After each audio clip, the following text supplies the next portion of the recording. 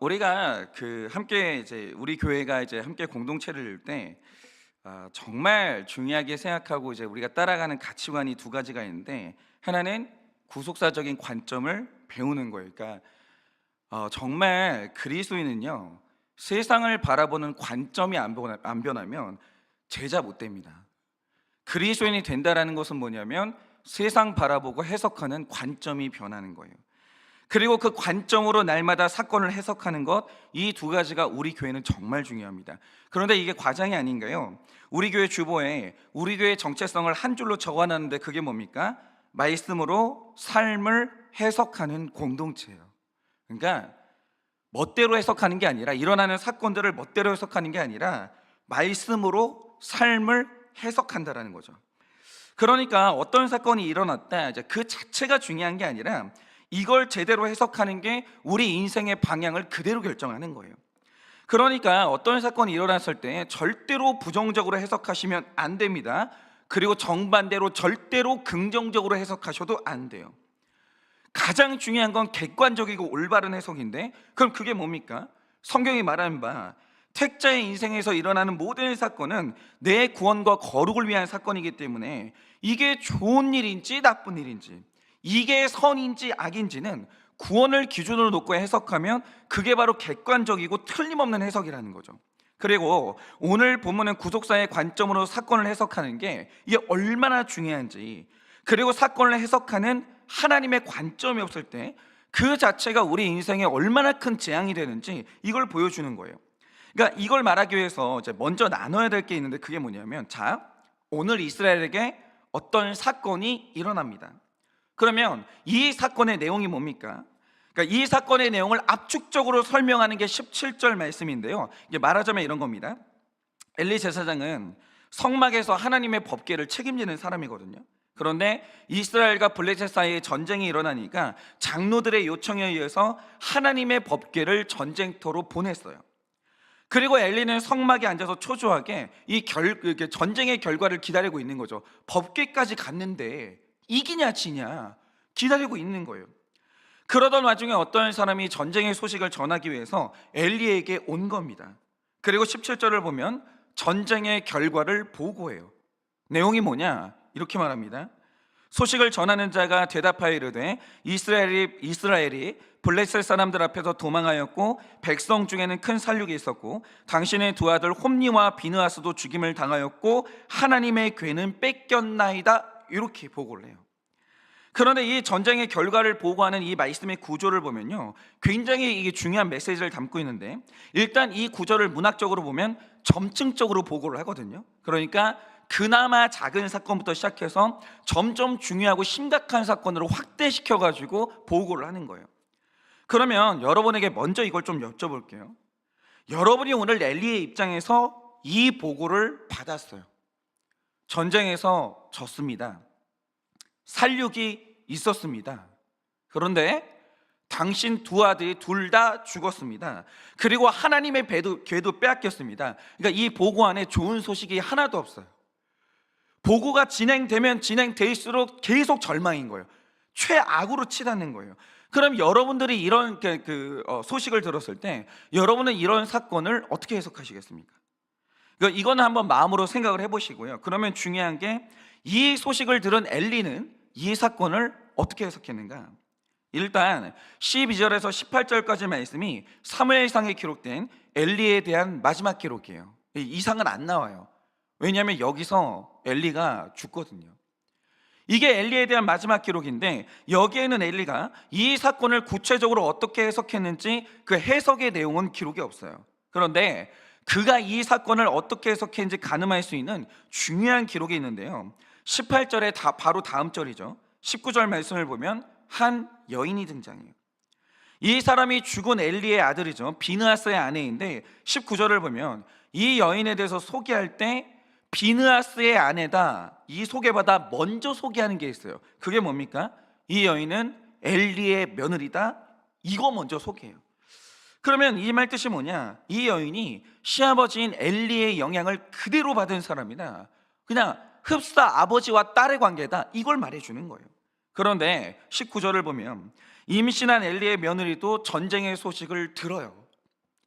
그런데 이 소식을 듣자마자 이 여인이 갑자기 진통이 시작됩니다. 임신하고 있었거든요. 그리고 아이를 출산하는데 이 아이의 이름을 뭐라고 짓는가? 이가봇이라고 지어요. 그런데 이가봇의 뜻이 뭡니까? 영광이 떠나갔다, 그 뜻이에요. 그러니까 이 며느리와 엘리는 연결된 사람인데, 이 사건에 대한 며느리의 해석을 보면 엘리가 이 사건을 어떻게 해석했는가 그대로 알 수 있는 거예요. 왜냐하면 이 여인은 자기 남편에게 속한 것보다 엘리에게 속한 여인이거든요. 둘이 관점이 일맥상통하는 거예요. 다시 말해서 엘리가 전쟁의 결과를 들었을 때 했던 해석이 뭐냐? 이 모든 일은 영광이 떠나가는 사건이다, 재앙이다, 이렇게 해석을 했다는 거죠. 그런데 우리가 여기에서 집중해야 될 건 이겁니다. 지금 엘리나 엘리의 며느리는 이 전쟁의 패배를 영광이 떠나는 사건이다, 이렇게 해석하거든요. 그러니까 자, 성경대로 풀어보자 이거예요. 이런 사건이 일어났어요. 엘리는 이 사건을 이렇게 해석을 합니다. 그런데 하나님의 법궤를 블레셋에 뺏겼으니까 어떤 부분에서는 이 해석이 맞을 수도 있어요. 그런데 중요한 건 영광이 떠나가는 이 패배가 저주의 사건이냐 이거죠. 이 패배가. 그런데 오늘 본문이 말해주는 바 이 해석은 명백하게 틀린 해석이에요. 그 증거가 뭐냐? 제가 어제 말씀드리길, 성경은 한 사람의 영성을 표현할 때 그 사람의 눈 상태로 그 사람의 영성을 표현할 때가 많거든요. 그러니까 영성이 충만했던 모세를 표현할 때는 그가 죽을 때까지 눈이 흐리지 않았다, 이렇게 해요. 그런데 마태복음 15장 14절을 보면 거짓 선지자가 사람들을 끌고 다닐 때 그 상태를 어떻게 표현하냐? 맹인이 되어 맹인을 인도한다, 이렇게 얘기를 해요. 그러니까 성경이 어떤 사람의 눈의 상태를 표현할 때 이건 이 사람의 영적인 상태를 표현하는 경우가 대부분이라는 거죠. 그런데 사무엘상 3장 2절을 보면 그때만 해도 엘리의 눈 상태를 뭐라고 표현합니까? 엘리의 눈이 점점 어두워가서 잘 보지 못하는 그때라고 해요. 이게 엘리의 영성을 표현하는 말인데 3장의 상태만 해도요, 엘리의 눈이 많이 흐려지긴 했지만 아예 안 보이는 지경은 아니었어요. 그래서 하나님이 사무엘을 부르실 때 엘리가 처음에는 그게 하나님의 음성인 줄을 몰라요. 그런데 3번 만에 겨우 이게 하나님의 음성인 걸 알아차립니다. 3번 만에. 그 정도는 분별을 해요. 그러니까 이때까지만 해도 엘리가 눈이 잘 안 보이긴 했지만 완전히 안 보이는 상태는 아니었다는 거죠. 그래도 하나님이 3번 정도는 말씀하시면 주님이 말씀하시는구나, 이 정도는 알아들었어요. 그런데 오늘 말씀은 엘리가 최후를 맞이하는 순간인데요, 이때 엘리의 눈을 어떻게 설명하느냐? 15절은 이렇게 기록합니다. 그때 엘리의 나이가 98세라 그의 눈이 어두워 보이지 못하더라, 이렇게 얘기해요. 그러니까 이게 나이 탓이 아니에요. 왜냐하면 신명기를 보면 모세가 죽을 때 나이를 얘기를 하거든요. 근데 그때 모세의 눈은 흐리지 않았어요. 그런데 오늘 엘리를 보면 죽을 때가 됐어요. 여러분, 사람은요 죽음이 가까워졌을 때 눈이 흐리지 말아야 돼요. 이때 영성이 훨씬 선명해야 돼요. 내가 마지막으로 불러야 되는 그 이름이 뭔가, 오늘 내가 해야 되는 이 신앙의 고백이 뭔가, 죽을 때 영성이 확실해야 되는 거예요. 살아나야 되는 거예요. 그때만큼 중요한 때가 없는 거거든요. 근데 엘리는 어떻게 됐냐? 죽음이 가까워 왔는데 아예 눈이 안 보이는 거예요. 아예 눈이 안 보이는 거예요. 뭐냐? 엘리 안에서 하나님을 알고 하나님을 찾고 하나님을 즐거워할 수 있는 모든 영적인 등불이 다 꺼진 거예요. 완전히. 그러니까 지금 이 상태의 엘리라는 사람은요, 옷만 종교인의 옷을 입고 있지 실상은 하나님의 영이 떠난 고깃 덩어리 이상도 이하도 아니었어요. 그냥 세상 사람이었어요. 그냥 세상 사람이었다는 거죠. 그러니까 지금 성경은 오늘 말씀에 등장하는 엘리가 완벽하게 영적인 기능을 상실했다, 그는 영적인 맹인이 됐다, 이걸 선언해요. 이게 말해주는 게 뭐냐? 오늘 이스라엘 백성들이 전쟁에서 패배합니다. 하나님의 법궤는 블레셋으로 넘어갔어요. 뺏겼어요. 그러자 엘리가 이 사건을 보고 어떻게 해석합니까? 하나님의 영광이 떠난 재앙이 일어났다, 이렇게 해석하는 거예요. 그런데 성경에 말하는 게 뭐냐? 엘리는 맹인이에요. 이 사건에 대한 해석이 완벽히 틀렸다는 거예요. 완벽히. 그러니까 이 구속사의 관점으로 봤을 때 오늘 말씀의 사건은 전혀 다른 의미를 가지고 있다는 걸 말해주는 거예요. 그러면 17절 말씀이죠. 이스라엘은 블레셋에게 졌고 백성은 살육당했고 엘리의 두 아들은 죽고 하나님의 괴는 빼앗긴, 계속 시간이 갈수록 절망스러운 보고만 올라오는 이 사건에 대한 올바른 해석이 무엇인가? 오늘 우리가 이걸 한번 해석을 해보자 이거죠. 자, 일단 해석을 여기에서부터 시작을 해볼게요. 지금 이스라엘 손에 있던 하나님의 법궤가 블레셋에게 빼앗겼습니다. 그런데 우리가 복음서를 통해서 다 아는 바, 이 세상에서 일어나는 모든 일은 하나님이 허락하지 않았는데 일어나는 일은 없어요. 그런 일은 일어나는 게 불가능해요. 그리고 사무엘상 4장 3절이 말하는 바, 이 패배는 하나님이 일으키신 패배라는 거죠. 그러면 이스라엘이 하나님의 궤를 뺏겼다라고 할 때 이걸 어떻게 해석해야 되냐? 이 법궤는 블레셋이 빼앗은 게 아니에요. 블레셋은 하나님의 손에 있는 걸 뺏을 힘이 없다라는 거죠. 그러니까 이 법궤를 빼앗은 주체가 뭐냐면 하나님이 이스라엘의 손에서 이 법궤를 빼앗아 가신 거예요. 그러니까 여러분 이렇게 생각하셔야 됩니다. 여러분의 손에 여러분의 인생에 뭔가를 가지고 있었잖아요. 근데 그게 상실될 때가 있어요. 그게 언뜻 그 통로가 사람을 통해 나타날 수 있어요. 누가 내 것을 빼앗아 갔다라고 이렇게 볼 수 있겠지만 해석 잘 하셔야 됩니다. 그 사람이 빼앗아 간 게 아니에요. 하나님이 여러분의 손에서 그걸 빼앗아 가신 거예요. 그렇게 해석하셔야 되는 거예요, 택자는. 그러면 중요한 게 이겁니다. 하나님은 왜 이스라엘에게 주셨던 이 법궤를 다시 빼앗아 가셨는가? 그 이유를 아는 게 오늘 말씀의 핵심인 거예요. 그런데 바로 그 이유는 오늘 죽음을 맞이한 엘리한테 이유가 있는 거예요. 왜 그러냐? 여러분이 상식적으로 생각을 해보세요. 지금 엘리가 실로에 있는 성막에서 살고 있는데 이 성막의 주인이 누구예요? 질서를 보자 이거예요. 이 성막의 주인은 누구예요? 이거는 이스라엘의 왕이신 하나님이에요. 그러니까 성막이 이스라엘 땅에 존재한다는 것의 의미가 뭐냐면 하나님이 이 땅의 왕이시다, 이걸 의미하는 거예요. 그런데 잘 보세요. 어떤 존재가 왕이면 그가 있어야 되는 위치가 있고 모습이 있는 거예요. 그게 뭐냐? 왕은 언제나 보좌에 앉아 있어야 돼요. 그러니까 여러분이 어떤 영화를 보시면 왕이 공식적인 업무를 할 때 반드시 등장하는 광경이 있어요. 그러니까 서양의 영화를 보시든지 우리나라 영화를 보시든지 왕이 등장하는 영화를 보면 반드시 보게 되는 광경이 있다라는 거죠. 그게 뭐냐? 왕은 가장 높은 보좌에 앉아서 통치를 해요. 왕이 서서 통치를 하는 일은 없어요. 왕이 왕궁에 있을 때는 보좌를 만들어 놓고 거기 앉아서 통치해요. 그리고 신하들은 그 밑에 서 있는 거예요. 그게 어느 나라를 막론하고 똑같은 왕궁의 법도라는 거죠. 그러므로 오늘 성막에 이 법도가 제대로 서 있다라고 한다면 여기에서 나타나야 되는 모습이 있는 거예요. 그게 뭐냐? 질서만 바로 서 있다면 하나님은 보좌에 앉아 계셔야 되고 엘리는 하나님 앞에 서 있어야 되는 거예요. 그 기록이 반드시 나타나야 돼요. 성막에 질서가 있었다면. 그런데 여러분이 그 유명한 이사야 6장을 보시면 이사야가 성전에 계신 하나님을 만나게 되는데 그 모습을 어떻게 기록하냐? 이사야 6장 1절을 보면 이렇게 기록합니다. 주께서는 높이 들린 보좌에 앉으셨는데, 이렇게 기록해요. 이게 정상인 거예요. 반면에 하나님을 수종드는 스랍들은 어떤 모습으로 나타나는가? 이사야 6장 2절은 이렇게 기록합니다. 스랍들이 모시고 섰는데, 이렇게 해요. 이게 정상이에요. 이게 정상. 그럼 여호와는 높이 들린 보좌에 앉으셔야 되고 그 주의 종들은 주님 앞에 서야 되는 거예요. 그런데 여러분이 사무엘상을 보면 엘리가 등장하는 장마다 어김없이 등장하는 엘리의 모습이 있어요. 성경은 그걸 중요하게 기록해요. 그게 뭐냐? 일단 사무엘상 1장 9절을 보면 여기에서 엘리가 가장 처음 등장하는데 그의 모습을 이렇게 기록합니다. 엘리는 여호와의 전 문설주 곁 의자에 앉아 있었더라 라고 해요. 근데 이게 이제 최초의 기록이니까 이건 그럴 수 있다라고 할 수 있어요. 그런데 오늘 말씀이죠. 사무엘상 4장 13절에도 또 엘리가 등장하는데 어떻게 등장하냐? 이렇게 기록합니다. 엘리가 길 옆 자기의 의자에 앉아 기다렸다, 요래요.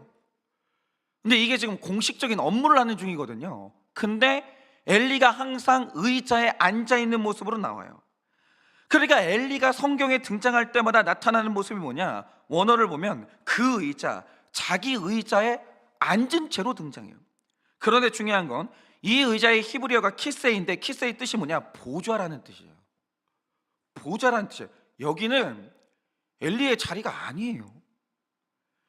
이게 정상적으로 이제 성막에 질서가 있었으면 엘리가 앉은 채로 등장하면 안 되는 거예요. 그런데 엘리가 놀라운 게 뭐냐? 나타날 때마다 보좌에 앉은 모습으로 나타나요. 이게 참담한 기록인 거예요. 그런데 엘리가 늘 보좌에 앉은 모습으로 성경에 등장한다는 게 뭘 의미하냐? 어느 날부터인지는 모르겠지만 엘리는 종이 아니에요. 엘리가 종이 아니에요. 지금 질서가 뒤집혔어요. 그가 어느 날 왕이신 하나님을 밀어내고 자기가 왕의 자리에 앉아 있는 거예요. 그러니 어떻게 됐냐? 성막에서 수종드는 여인도 내 것이 됐고, 백성이 성막에 가져오는 고기도 내 것이 됐어요. 어느 날 내 것이 되는 거예요. 여러분, 그리스도인의 인생에 내 것이 있으면 안 돼요. 그 관념이 있으면 다 쫓아내야 돼요. 그리스도인은 청직이에요. 모든 것이 하나님의 것인데, 그러니까 에덴 동산도 그 안에 있던 모든 것들도 다 하나님의 것인데 우리에게 맡기신 거예요. 요 가치관 무너지면 여러분 지금 그리스도인으로서 무너지신 거예요. 그리스도인은 머리카락 하나도 내게 없어요.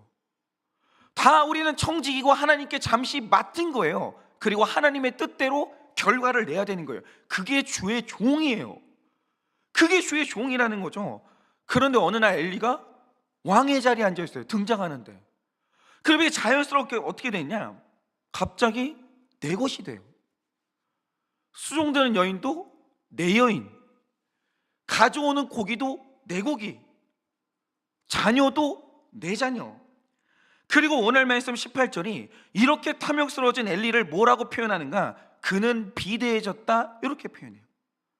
그런데 여기에서 가장 무서운 건 이거예요. 엘리가 하나님의 것을 다 도둑질했어요. 그런데 이 중에서도 그래요, 착각할 수 있어요. 인간은 착각할 수 있어요. 욕심이 나서 잠깐 손댈 수 있어요. 그러나 인간이 마지막에는 절대 손대면 안 되는 게 있어요. 근데 엘리가 그것까지 손댄 거예요. 그러면 엘리가 그 중에서 가장 크게 도둑질한 게 뭐냐? 그가 하나님의 존재도 자기 것으로 만들었어요. 법궤가 내게 된 거예요. 그러니까 원래 엘리는 법궤를 섬기는 사람인데 어느 날부터 엘리가 법궤를 자기 소유로 인식했어요. 그러니까 이런 거죠. 여러분, 은사가 내 거예요, 하나님 거예요?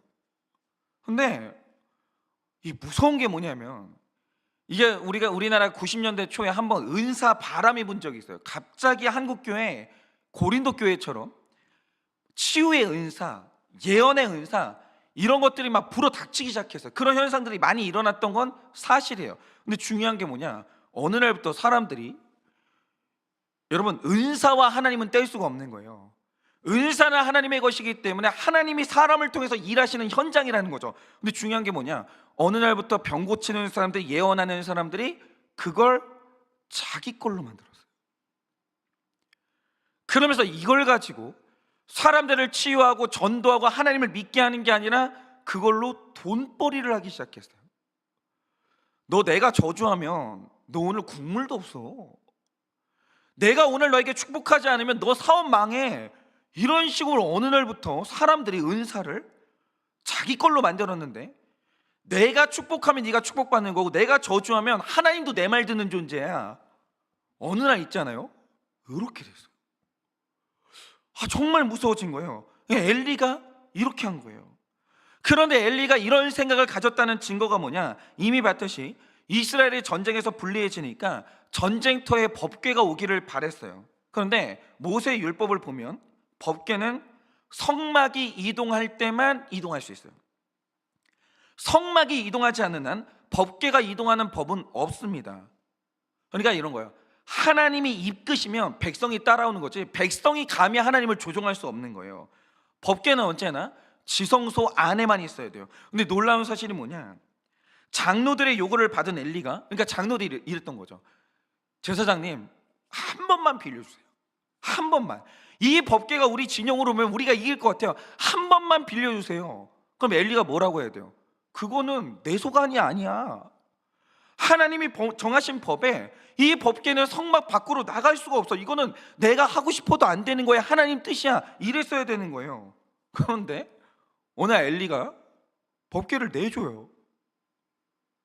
누구 마음대로 법궤를 내줘요. 이 말 뜻이 뭐냐, 어느 날부터 엘리가 하나님을 내 마음대로 조종할 수 있다고 생각하는 거예요. 이거 내 거라고 생각한 거예요. 그러니까 이 엘리가 감히 법궤를 빌려줘요. 그래, 가져가. 이거 나만 할 수 있는 거 알지? 무슨 큰 결단하는 것처럼 고민 좀 한 다음에 그래, 가져가. 이게 자기 거냐고요. 이게 갑자기 있잖아요, 자기 멋대로 빌려주는 거예요. 그리고 자기 멋대로 돌려받기도 하는 거예요.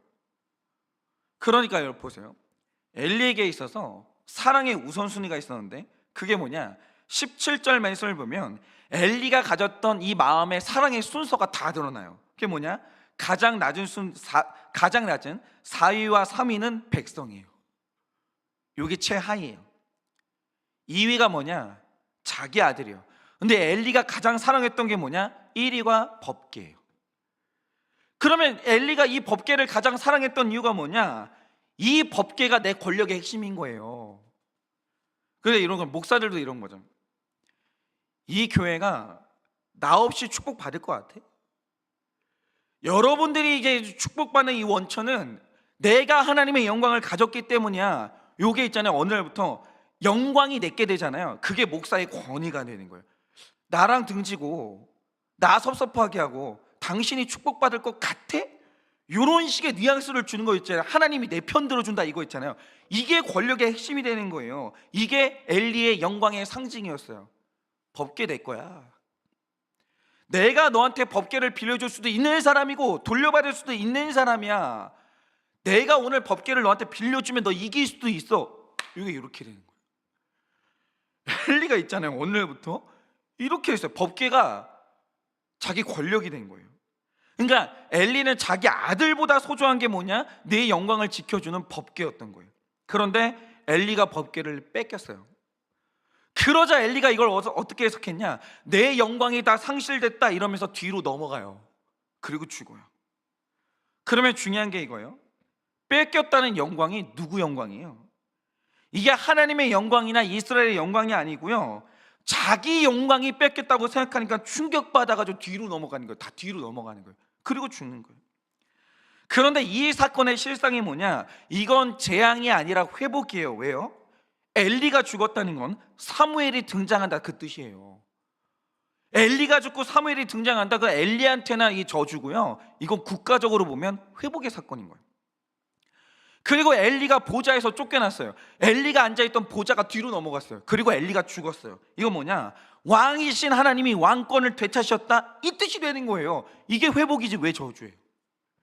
이게 회복이지 왜 저주냐고요. 그러니까 이날 이스라엘의 영광이 사라진 건 맞아요. 그런데 그 영광은 엘리 본인의 영광이 사라진 거지 하나님의 영광이 사라진 게 아니에요. 이건 하나님의 영광이 회복되는 순간이에요.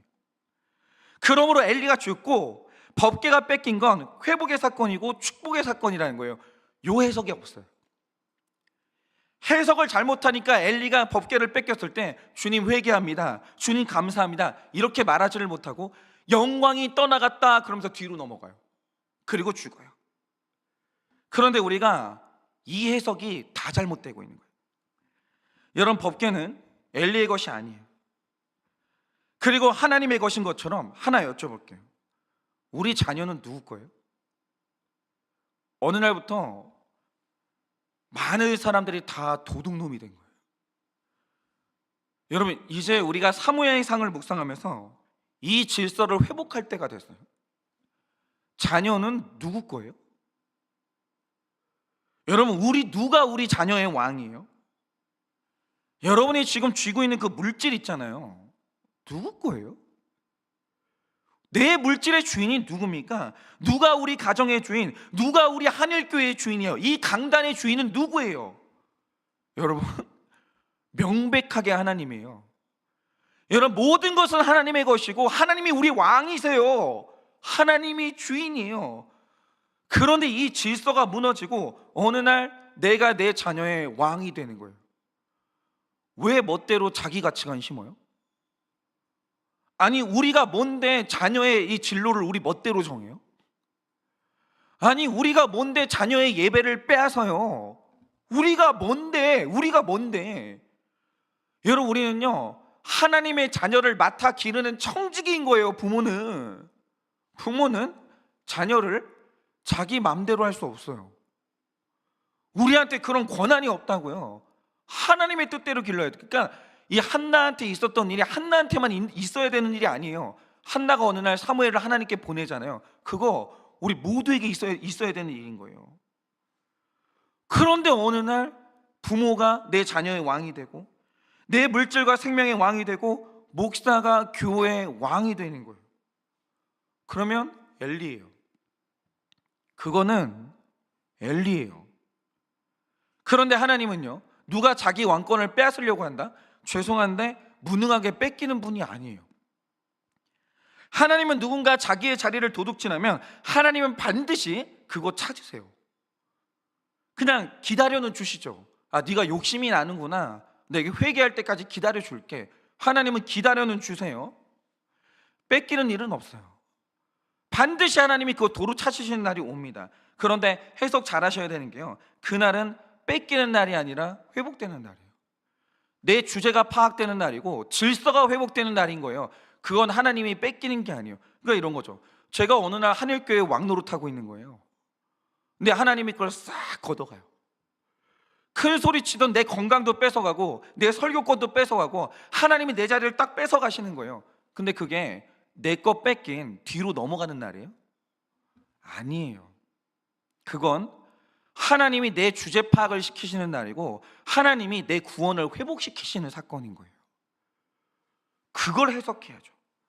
그런데 우리가 다 이래요. 어느 날 자녀가 떠나가요. 물질 떠나가요. 건강이 떠나가고 자기 자리가 떠나가면 하나님의 영광이 떠나갔다 이러면서 하나님이 뺏어가셨다고 하면서 엘리처럼 다 뒤로 넘어가요. 내 물질 사라졌다, 내 자식 사라졌다, 내 자리 사라졌다, 어떻게 하나님이 이럴 수 있는가 이러면서 다 뒷목 잡고 뒤로 넘어가요. 그게 그렇게 해석하시면 안 되는 거예요. 그러나 내 영광이 떠나가서 나의 예배가 회복되고 내 주제가 파악이 되고 질서가 회복되고 겸손이 회복되고 공동체가 회복됐다, 그거는 영광이 떠나가는 사건은 재앙이 아니라 이거는 축복이 되는 거예요. 그러니까 저도 큐티를 시작하면서 진짜 제가 소중하게 생각했던 게 다 떠나갔어요. 일단 인생에서 제 인간적인 즐거움은 다 떠나가고 없어요. 자유도 사라졌고 제 인생에는 빨간 날이 없어요. 빨간 날이 어디 있어요? 빨간 날은 큐티하는 날이에요. 저는 빨간 날 6년 동안 쉬어본 적이 없어요. 그냥 그날도 설교하는 날. 그래서 제가 언젠가 말씀드렸잖아요. 그러니까 이 연민은 없어요. 이제 이거에 대한 해석이 됐기 때문에 아예 연민이 없어요. 근데 이제 목회 초반에 제일 힘들었던 날이 5월 5일이에요. 그날 막 너무 좋잖아요. 그리고 막 밑에서 다 들려요. 저희 교회가 오픈된 곳이기 때문에 밑에 있으면 설교 준비하고 있으면 위에서 엄마 아빠 자녀가 놀러 가는 소리가 다 들려요. 근데 나는 지하에 처박혀가지고 그날도 있잖아요, 큐티하고 있는 거예요. 설교 준비하고 있는 거예요. 여행도 사라지고 반문화는 다 사라졌어요. 처음에는 있잖아요, 이게 뒤로 넘어가는 사건이죠. 나는 못 산다, 나는 못 살겠다, 어떻게 하나님이 나한테 이럴 수 있냐, 이게 내가 뒤로 다 넘어가는 사건이었어요. 근데 시간이 지나고 보니까 이게 놀라서 뒤로 넘어갈 사건이 아니라 그러면서 저는 제 주제 파악이 됐어요. 아, 이렇게 살 수 있는 게 내가 이렇게 살지 않으면 나는 100% 죄 짓는구나. 이게 완전히 주제 파악이 되는 사건이고 질서가 회복되는 사건이고 인생에서 처음으로 거룩이 회복되는 사건이었어요. 제가 교회에 이렇게 집중한 건 한일교회 와서 그게 처음이에요. 무슨 제가 교회에 집중했겠어요. 나는 어떻게 하면 성공할 수 있나? 나는 어떻게 하면 지도자의 눈에 들어서 내가 어떻게 교회 청빙받을 수 있나? 대형교회 갈 수 있나? 항상 있잖아요. 교회에 집중한 적이 없어요. 집중이 안 되는 거예요. 늘 야망에 사로잡혀가지고. 늘 언제나 내가 담임 목사님보다 나은 거예요. 내가 왜 밑에 있어야 되나? 나도 담임 목사 될 수 있는데 질서가 다 무너진 거야. 아예 질서가 없는 거예요. 근데 이 모든 내 인생의 모든 즐거움과 영광이 떠나가면서 주제 파악이 되는 거예요. 질서가 회복되는 거예요. 거룩이 회복됐고 여기에서 나는 내가 사랑하는 공동체를 만난 거예요. 이게 알고 보니까 내 영광이 떠나가는 사건이 하나님과의 관계가 회복되는 사건이었던 거예요. 여러분, 여러분은 하나님이 뭘 가져가셨습니까? 여러분 인생에 어떤 것을 하나님께서 어떤 영광을 떠나가게 하셨습니까? 그거 해석 잘 하셔야 돼요. 여러분, 이게 놀라서 뒤로 넘어지는 사건이 아니에요. 그건 하나님께서 여러분의 삶의 질서를 세우시고 관계를 회복시키시고 하나님이 다시 왕이 되시는 사건이에요. 여러분, 이 아름다운 구속사의 해석을 잘 회복하셔서 여러분 인생의 모든 떠나가는 사건을 잘 해석하시고 하나님의 영광을 회복하는 여러분 되어지기를 예수님의 이름으로 축원합니다. 이 시간에 제가 기도하고 축도함으로 예배를 마치겠습니다. 기도하겠습니다. 하나님, 오늘 하나님께서 엘리의 모든 것을 다 가져가십니다. 법궤도 빼앗아 가시고 백성도 살육당하고 오늘 엘리가 사랑했던 두 아들도 같은 날 떠나갑니다. 엘리가 남은 게 아무것도 없습니다. 그런데 주님, 이것이 저주입니까? 축복입니까? 원래 이것은 엘리를 살리시는 하나님의 축복인 것입니다. 엘리가 그대로 가면 절대로 구원받을 수 없기 때문에 하나님이 엘리의 주제를 파악하게 하시고 또 엘리의 질서를 회복시키시려고 하나님께서 이 모든 사건을 행하셨는데 엘리는 이것이 영광이 떠나간다고 하면서 뒤로 넘어갑니다. 그리고 엘리가 죽음을 맞이합니다.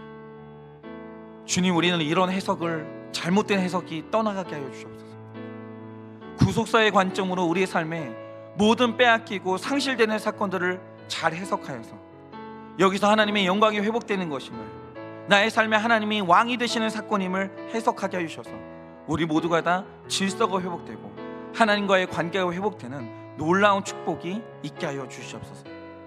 지금은 우리 주 예수 그리스도의 은혜와 하나님 아버지의 그 크신 사랑과 성령님의 위로하시고 교통하여 주시는 그 역사하심이 오늘도 나의 삶에 법궤가 떠나가는 이 사건을 올바로 해석하여 오늘도 주님과의 관계를 누리기를 원하는 사랑하는 모든 주의 종들의 머리 위에 지금으로부터 영원 무궁토록 함께 있으리지어다. 아멘.